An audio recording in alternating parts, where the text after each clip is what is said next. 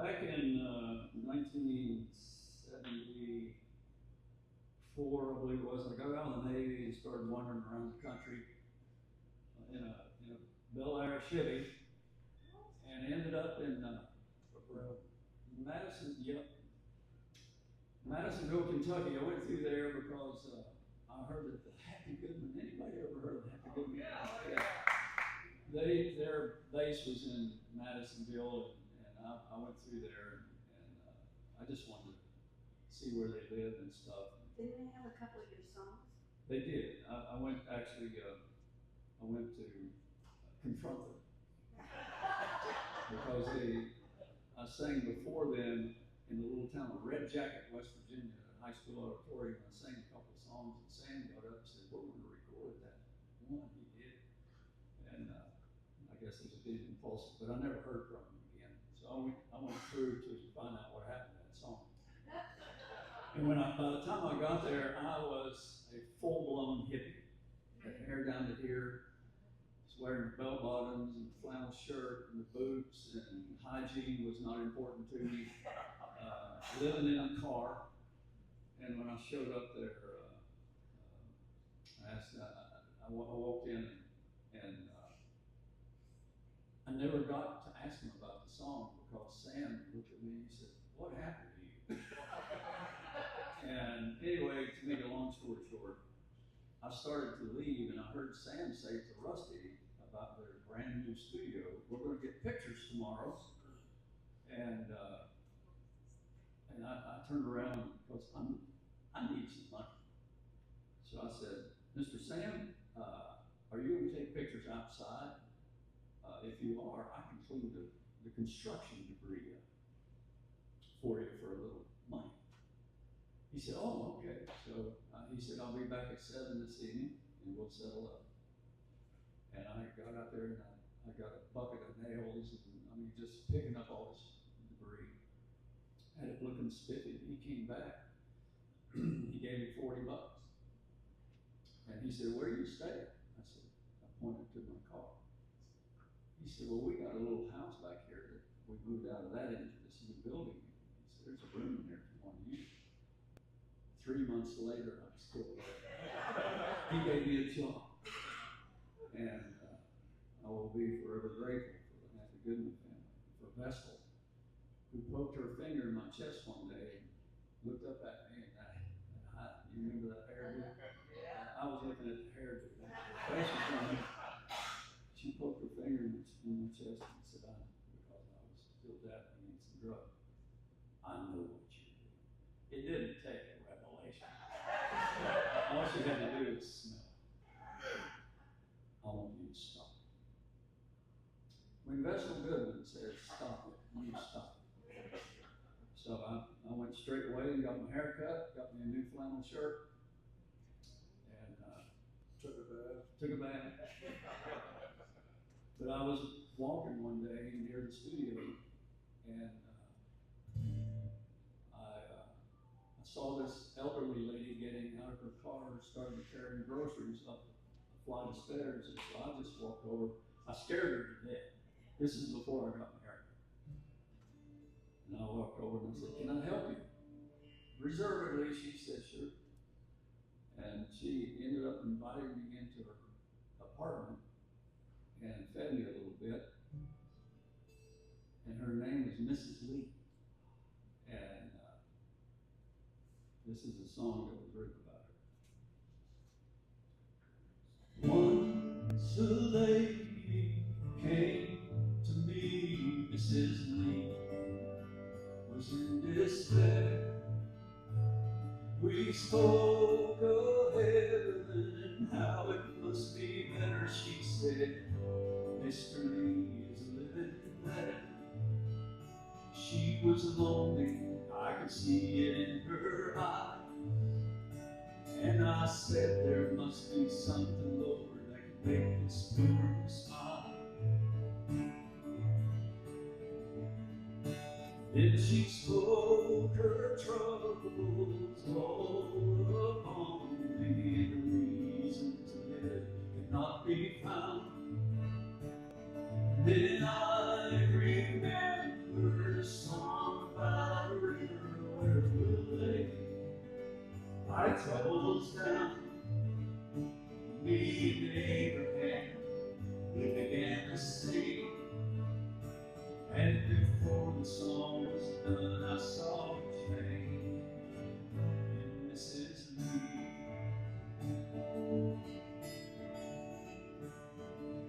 Journey music, that's what the Lord has given me. I'll share my journey music until there are no more misses me.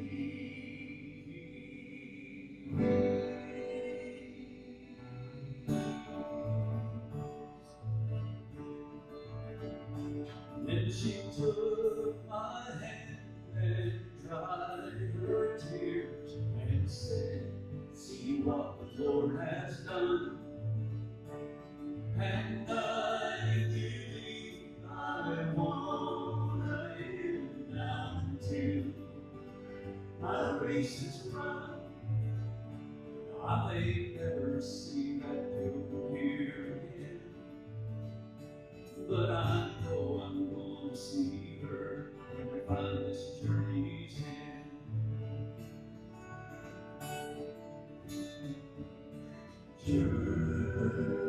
Journey music, that's what the Lord has given me. I'll share my journey music until there are no more misses me.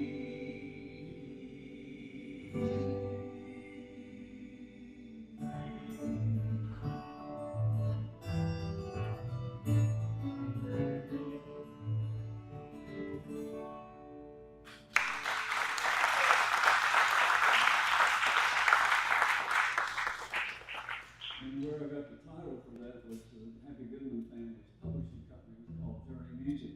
So I ripped them off. Ever since I couldn't go and record a song, at least I could borrow their title. You gonna tell them what you did with that hair after you got cut? Oh yeah, I sent a bag of it to Mom. It made her very happy. She kept it. She kept it. She gave it to me. Found it. Yes, it was awful. But tell them about when But it was brown. the neighbors. Oh yeah, I was walking, we lived on Now you gotta understand, Steve's mom and dad were good Pentecostal, very, very conservative people in a very small town. They were like my second family, for sure. So Good in my dark ages, looking like the wrath of God walking around, I took my guitar and strapped it around my shoulder and started walking up and down the street singing. And I got over on Pleasant Street. I'm over there singing, and this mom gets a phone call. And she said, this lady says, there's a crazy man walking up and down the street singing, lock your door. She said, I think I know who that is. But in that song, by the way, you may wonder who Abraham was. Me and Abraham began to sing. Meet Abraham. This is my J50 Gibson that I had at the time, and me and Abraham sang this song to Mrs. Lee.